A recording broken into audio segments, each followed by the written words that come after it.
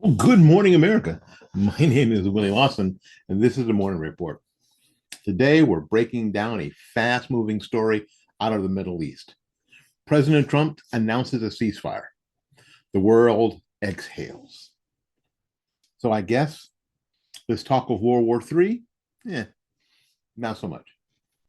And just hours later, Iran says, not so fast. Now the media is quick to frame this as Iran standing tall. But let's take a breath. What we're seeing is not strength. What we're seeing is a time-tested political maneuver, saving face after getting politically rocked and militarily rocked. Let's talk about it.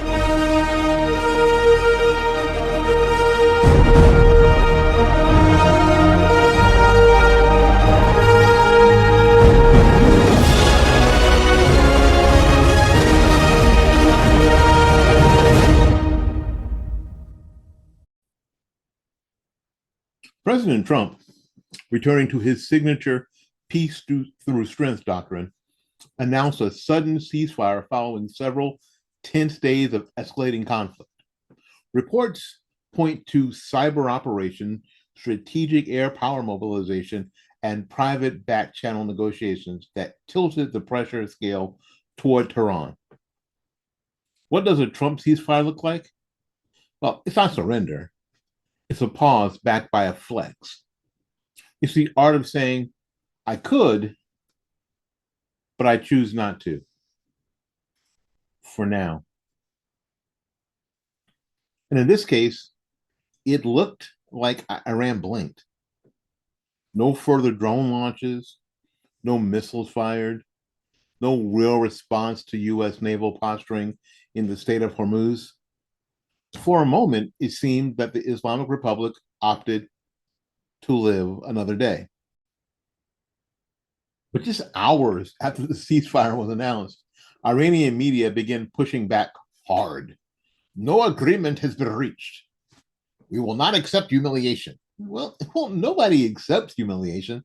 No one just goes, you kick my ass, you're right. No, nobody does that. Our defense systems remain on high alert. Now, I watched a video from, I live here where CENTCOM is, and I watched the video, and from what the commander said, there wasn't one anti-aircraft missile fired. There wasn't one plane scrambled. There was nothing. There was literally no defense response. So I guess their defense systems are on high alert, but they don't work. My guess is what your guess is. My guess is that Israel went in earlier or later, late part of last week, and wiped that crap out. So it just cleared the path for the 7B2s to go in and do what they did. Our defense systems remain on high alert. Well, translation, they're trying to save face. In cultures steeped in pride, especially amongst regimes that rule through fear, admitting weakness is fatal. The Iranian rule right now is tenuous. There are factions in Iran that want to overthrow the mullahs. There are. That's one of the questions. This is why we have not gotten into regime change, because what comes next? Is it better? Is it worse? There's absolutely positively no way to tell.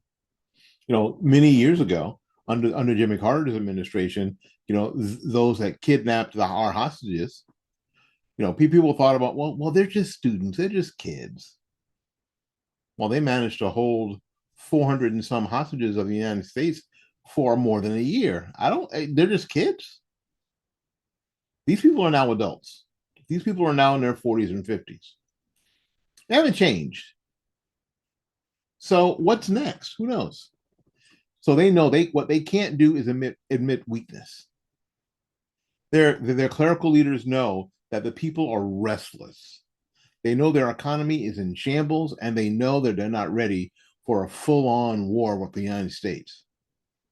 So instead of waving the white flag, they hoist the microphone, they shout, they pretend they weren't just handed a leash. Because this isn't the first time that Iran has employed the rage now, retreat later strategy. We've seen it before. After Soleimani was killed, Iran fired missiles at empty fields near US bases and then declared victory. After oil tankers were seized, they claimed that they were enforcing international law right before releasing hostages. When the nuclear sites were sabotaged, they screamed about sabotage and then quietly repaired the damage behind closed doors. Iran's leadership operates like a prideful schoolyard bully. If you confront them directly, they'll yell and they'll wave their arms, but they don't actually want to fight someone, especially someone bigger than them, especially someone with stealth bombers, satellite intel, and special forces in the region. You know, one thing I learned early about the Islamic regimes is this. There's this thing called jihad. Heard of it? Now, one of the definitions I got from somebody who was schooled in that region and that mentality told me this. You know, the only way, I mean, for a good Islamic, jihad is a good thing, and everybody should be practicing jihad in one way, shape, or form. Now, this is how you figure out if it is actually a jihad or if it's hubris, if it's if it's humans, if it's narcissistic. If you get beaten and you get beaten badly, then it probably wasn't, Allah inspires jihad. So all they really understand is brute force because they can lie. It is perfectly okay to lie in these negotiations if it's in the way of Allah. Perfectly okay. Even if you end up killing other Muslims, it's perfectly okay. This is something that a lot of people in the West, especially a lot of people who are protesting now, who put down their other flag, who put down their trans flag and picked up their their Ukrainian flag and picked up their their Palestinian flag, and now are searching furiously for the Iranian flags. Is what they don't seem to get, or they do get but ignore, is that Islamic regimes have to be beaten down. They have to be beaten down. They only understand force. And what they got yesterday, the day before, was a little force, where they were beaten badly. Beaten badly. And like I just mentioned, let's not forget the other battlefield inside Iran. The Ayatollahs aren't just worried about the American missiles. They're terrified of their own people. Inflation is over 50%. Youth unemployment is skyrocketing. Protests keep flaring up despite violent crackdowns. The regime's grip on power is shaky at best. So any public admission of submission to America could unleash the kind of unrest that even the Revolutionary Guard can't contain. So they do what authoritarian regimes always do when under pressure. They lie. They create an illusion of control and power and invincibility. But behind the curtain, they're just trying to buy some time. So you have to wonder, why did Trump pull the trigger on a ceasefire when he clearly had Iran on the ropes? Because it wasn't just about airstrikes and missiles. It's about messaging. Trump knows the value of spectacle.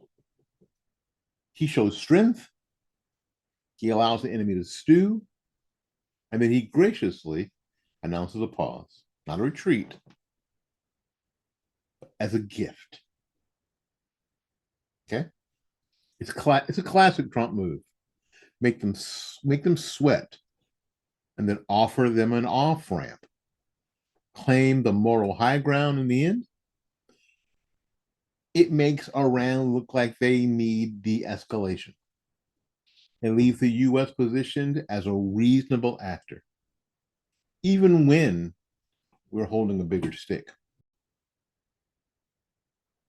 So here's what to expect in the coming days. Iran will continue to talk tough. Expect statements like, we are not intimidated, and America must leave the region, all for domestic ears, for them. Back channel diplomacy will heat up. There'll be European intermediaries. Gulf states and intelligence liaisons will start feeling each other out. The U.S. will maintain readiness. Trump's Pentagon won't stand down just yet. Those carrier groups will remain in position. The message is we're paused, not powerless. Media spin wars will escalate. They'll go through the roof here in the next few days. Watching for headlines trying to portray this as a Trump buckling, and that narrative is false. But it will be pushed hard by corporate media who can't resist the Trump as a warmonger myth. Speaking of that, I'm old enough to remember this. I got some notes here. How many total airstrikes do you think alone were ordered by the Obama administration? There were over 2,600 airstrikes in 2016 alone. And this was according to the Council on Foreign Relations. This is not according to me. This is not according to the Republican Party. This is according to the Council on Foreign Relations. Roughly 100,000 total airstrikes during Obama's 8 years across Iraq, Syria, Afghanistan, Libya, Yemen, Pakistan, and Somalia. Over 100,000 total airstrikes. 100,000. There was an estimated 563 and 584 drone strikes in Pakistan, Yemen, and Somalia. These drone strikes killed 3,797 people, including 324 civilians. That was based on the Bureau of Investigative Journalism and other NGOs. The Obama administration released an official estimate in 2016 claiming 64 to 116 civilians were killed in 473 counterterrorism strikes between 2009 and 2015. Was there, 100,000 airstrikes in 8 years. 100,000. And the media and the left want to lock this president up? Are you kidding? Are you kidding? Okay, let's be clear here. Iran's not so fast response isn't a show of strength. It's a desperate effect to keep up appearances. The reality is they blinked. The reality is they freaking ducked. Trump knows it. Our allies know it. And frankly, even the clerics in Tehran know it. This isn't about ego or just about ego. It's about leverage. And once again, the U.S. holds it. That's it for today, folks. This is the Morning Report. My name is Willie Lawson. Please subscribe, please share, and stay sharp. Until we see you again, go out there and learn something, love somebody, and for goodness sakes, y'all take care of yourself. We will see you when we see you. Bye-bye now.